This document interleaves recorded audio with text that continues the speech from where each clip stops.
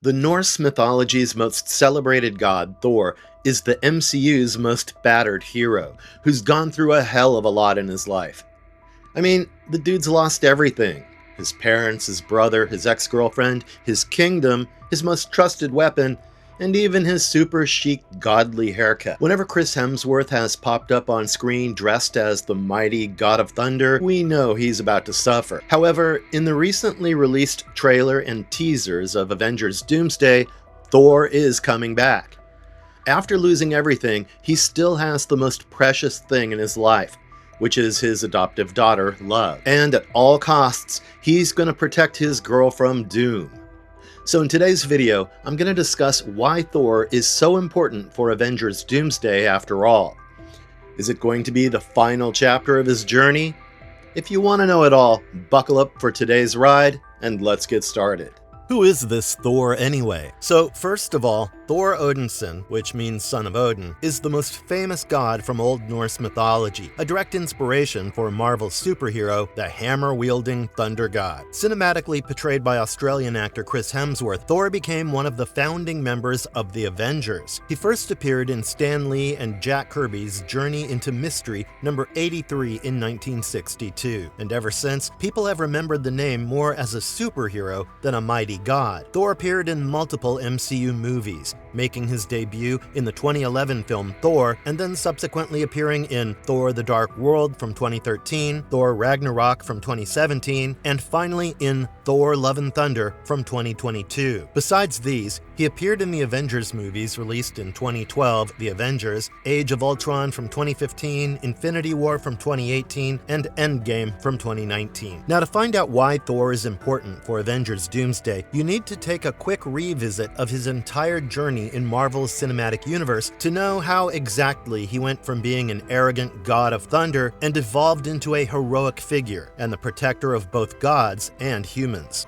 The exile that made him worthy. In the 2011 released titular movie, Thor was initially a cocky and arrogant god of Asgard. On the day of his coronation, the frost giants sneaked inside the royal vault of his kingdom. Even though Odin had a strict command not to interfere with them as it would violate their peace treaty, Thor, blinded by his vanity, wanted to confront Loki, the king of the frost giants. So he takes his brother Loki, Sif, and the Warriors 3 to confront Loki in Jotunheim. For disobeying his commands, Odin casts an enchantment on Thor's hammer, Mjolnir, and strips his son of his power, sending him into exile on Earth. Thor lands in New Mexico, where he meets Jane Foster, an astrophysicist, with her team. This is the first time Thor realizes what it feels like to be human. He feels hunger and all human vulnerabilities since he lost his godly powers. Also, the shield facility now keeps his hammer secured, which he cannot pick up anymore. As Odin's enchantment said, "Whosoever holds this hammer, if they be worthy, shall possess the power of Thor." Meanwhile, in Asgard, Loki takes this opportunity to do his crimes. So he sends a giant assassin, the Destroyer, to finish Thor on Earth. As the Destroyer beats Thor up pretty badly and poses a threat to all the mortal beings in his surroundings, Thor makes up his mind to sacrifice himself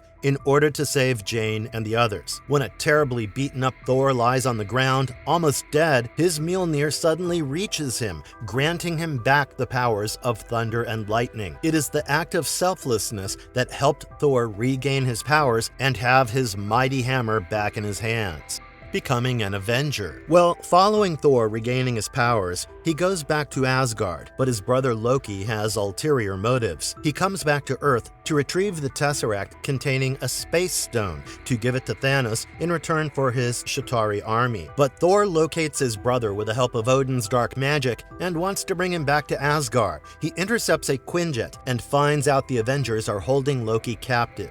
So initially, Thor fights Iron Man and Captain America, but eventually they all team up against Loki and manage to subdue him in the Battle of New York. This is how Thor actually becomes a part of the Avengers. He even takes down the hordes of Chitauri armies coming out of the portals. Thor uses the Tesseract to send his brother back to Asgard as a prisoner. However, in the next film, the 2013 released Thor: The Dark World, Thor once again had to fight his non-human enemies back in Asgard. After the Bifrost is rebuilt, he restores the order of the Nine Realms, But a cosmic convergence awakens the Dark Elves king, Malekith, who wants to grab the Ether, the Reality Stone. He unleashes a violent attack on Asgard that eventually leads to Thor's mother, Frigga's, death. Now enraged, Thor wants to take revenge.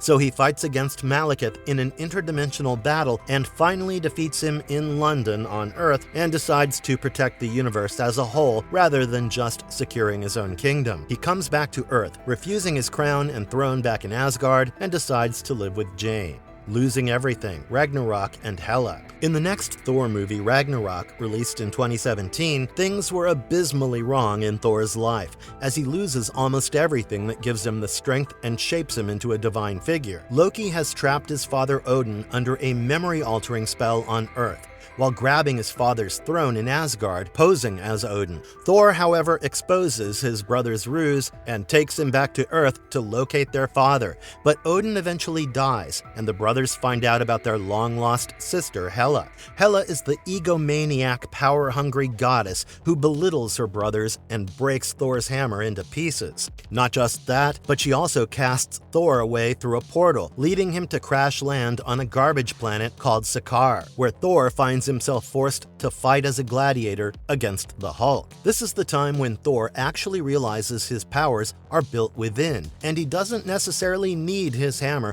to use his full potential. So he comes back to Asgard under Hela's control and unleashes the fire demon Surtur to bring Ragnarok, presumably to kill Hela, and Thor saves his people by evacuating them on a ship. As Hela violently attacks him in Asgard, Thor even loses his right eye in the battle. The aftermath of this incident is portrayed in Avengers Infinity War, where Thanos attacks the refugee ship and kills Loki, Heimdall, and many others from the ship in front of a terribly weakened Thor. Thanos overpowered him mostly because of the Power Stone, but Thor wasn't ready to let go very easily. Since he didn't even have his Mjolnir by his side, he went to the dwarf realm of Nidavellir and worked with the king Eitri to absorb the heat of a neutron star to forge the axe Stormbreaker, with the power of summoning a Bifrost.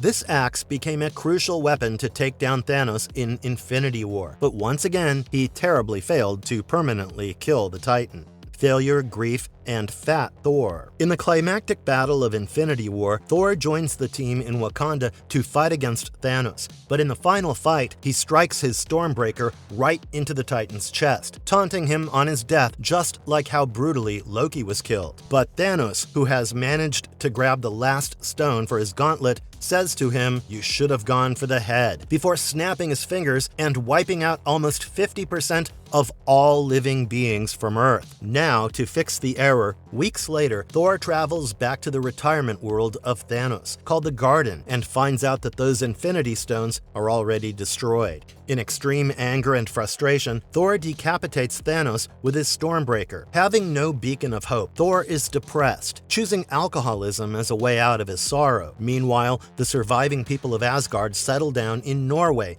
building new Asgard. But Thor, who's supposed to be the ruler of this place, sits idle at his home, indulging himself in video games and booze. As a result, he gets hilariously fat in Avengers Endgame. The Avengers, however, manage to convince him to time travel, and it's the only way to beat Thanos and save humanity from this peril. Now, during the time heist, Thor travels back to the old Asgard, where he meets his mother, Frigga, who was just about to die. His mother assures him with the most comforting words, giving him the mental strength he lacked for all these years. Also, he checks for worthiness by summoning his hammer, and surprisingly, it returns to him to prove that he is still worthy. Now, with regained confidence and his hammer, Thor comes back and defeats Thanos, alongside Iron Man, Captain America, and the entire world of Avengers. After the battle comes to an end, Thor passes his crown to Valkyrie, whom he thinks to be the most competent ruler of New Asgard. Thor realizes that he lacks the obvious leadership qualities, so he ventures out to join the Guardians of the Galaxy to explore his purpose.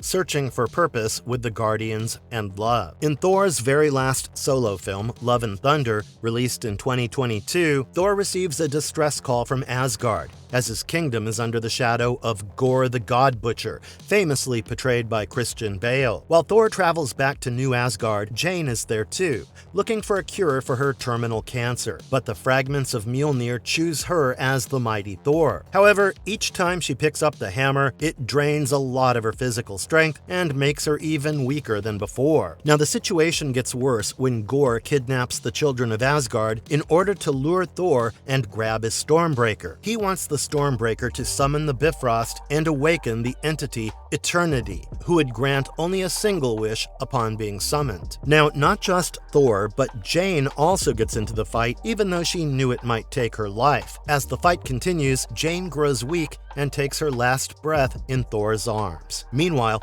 Gorr awakens Eternity, but Thor convinces him to use his wish for a better cause, like resurrecting his daughter, rather than unleashing a genocide on Asgard. As Gorr wonders who'd take care of the child, Thor promises to take that responsibility. Before perishing, Gorr finally makes a wish to bring his deceased daughter Love back to life.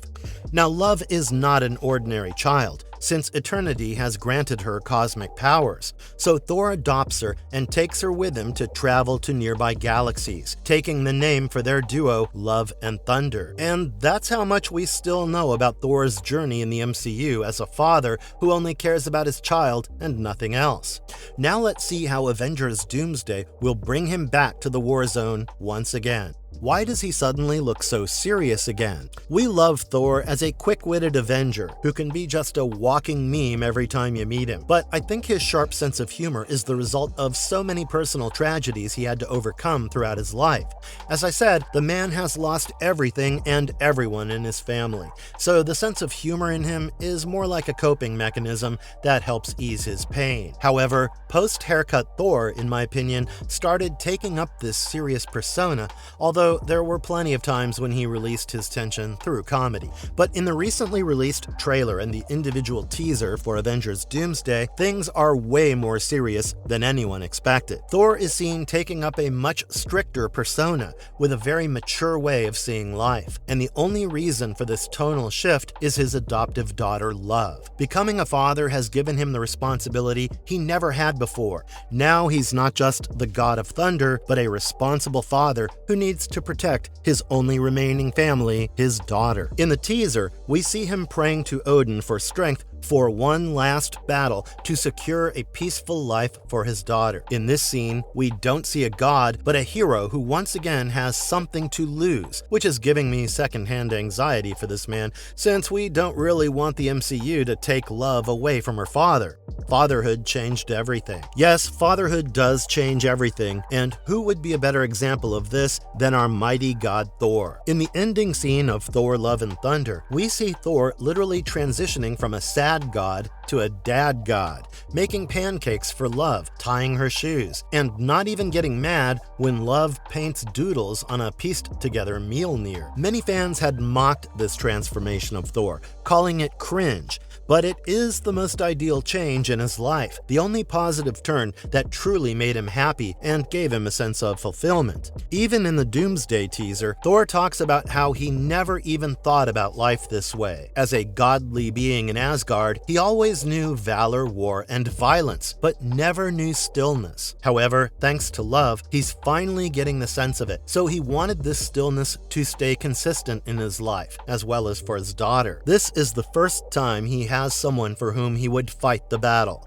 take down his enemy, and get back home, not as a warrior, but as warmth. I think Thor's transformation is heading towards a very appropriate direction, even though the tonal shift is coming as a surprise. Is this actually his Avengers swan song? So after nearly 2 decades of a dominating presence in the MCU, Chris Hemsworth is probably going to retire from Thor, but not just yet. Yes, critics and commentators gave it a thought, since Thor is the last standing soldier of the big 3, including Captain America and Iron Man, both of whom have already said goodbye to their presence presence as Avengers. Although Captain is returning in Doomsday, as well as in Avengers Secret War coming out next year, the chances are low that the MCU will give these two characters further individual movies or shows, since there isn't much left to talk about with them. We also thought the same with Thor this time, thinking maybe Secret Wars will be his swan song, but Chris Hemsworth has denied that, assuring that the mighty god will come back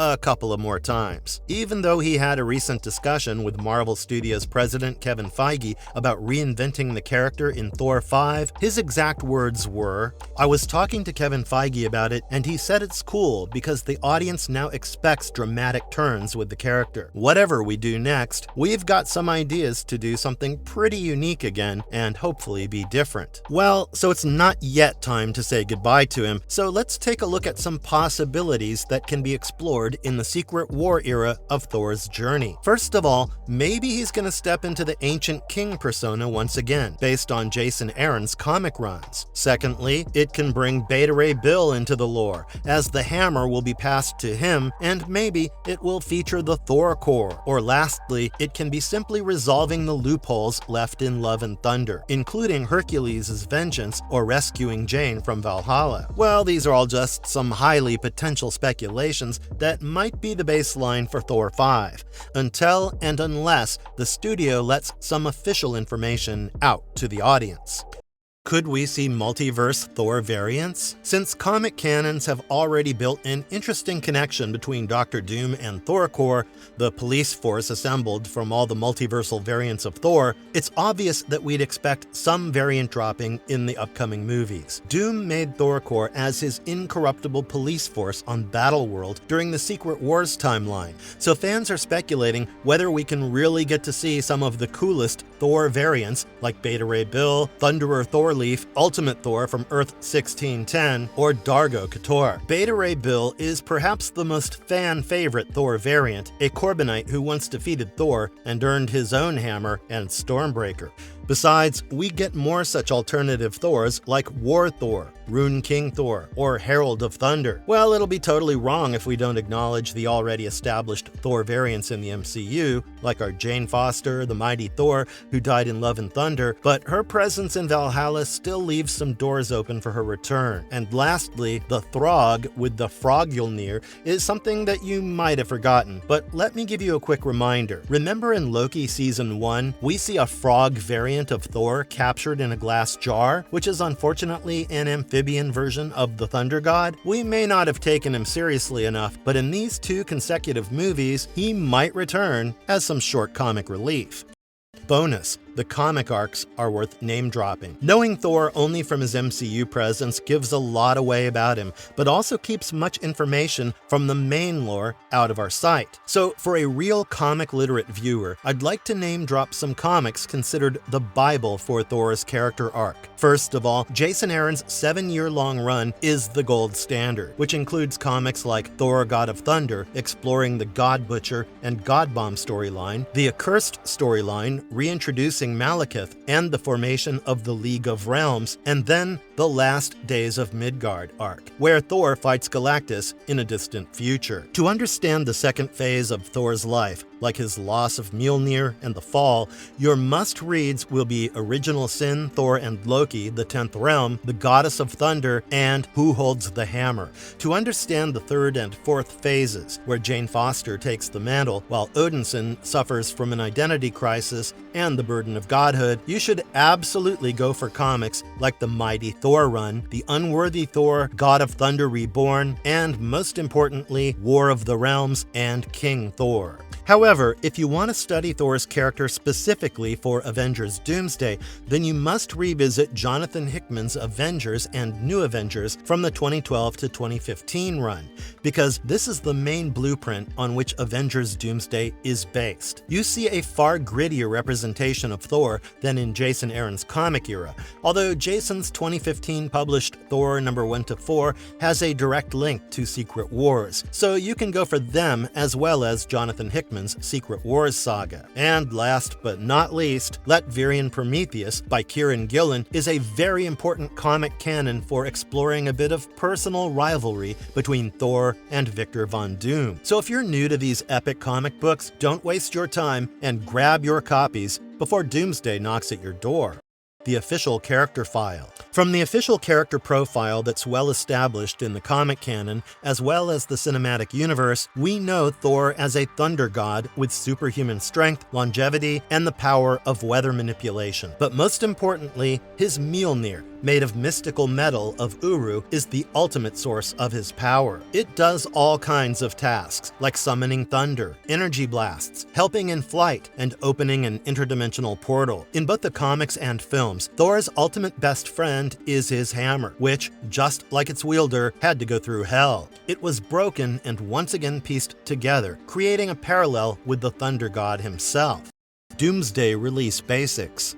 So now that we've reached almost the end of this video, it's time for some important reminders. So our most awaited MCU movie, Avengers Doomsday, is hitting the theaters on December 18th, 2026, bringing back the heroes that we've always worshipped for over 2 decades. It includes the Avengers, New Avengers, X-Men, Fantastic Four, and Wakandans. Also, Chris Hemsworth as Thor is going to take a very pivotal part in the movie, as we are really intrigued by him narrating the trailer, retelling the tale of Doomsday. Joining him, Chris Evans as Captain America, aka Steve Rogers, is making a wildcard entry into the lore. This film is going to be the 39th installment in the entire MCU series, and an important addition in Phase 6. Directed by the Russo brothers, Anthony and Joe Russo, and written by Michael Waldron and Stephen McFeely, Doomsday is once again bringing back Robert Downey Jr., but as the ultimate threat of the story, Dr. Doom. So yeah, the release of Avengers Doomsday is going to be epic on screen, just like it was in Infinity War and Endgame. Once again, we're thrilled to watch our favorite Avengers take center stage, fighting the comics' most feared villain of all time.